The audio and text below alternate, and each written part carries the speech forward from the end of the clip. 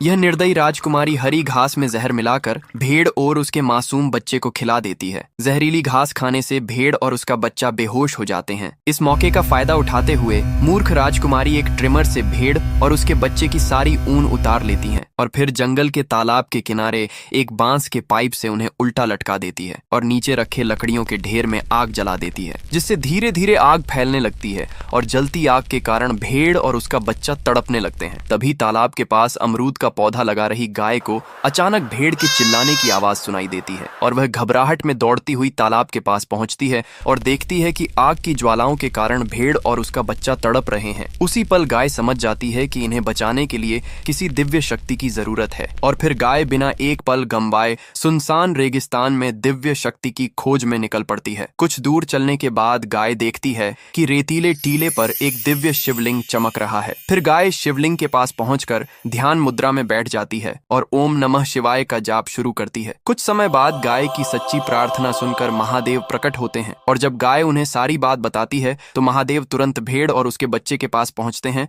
और अपने नीलकंठ स्वरूप में धीरे धीरे जटाएं खोलते हैं और अगले ही पल महादेव की जटाओं से गंगा की दिव्य धारा जलती लकड़ियों पर गिरने लगती है और आग पूरी तरह बुझ जाती है। फिर भेड़ और उसका बच्चा खुशी से नाचने लगते हैं, लेकिन फिर भी किसी ने महादेव की इस महान लीला को लाइक नहीं किया।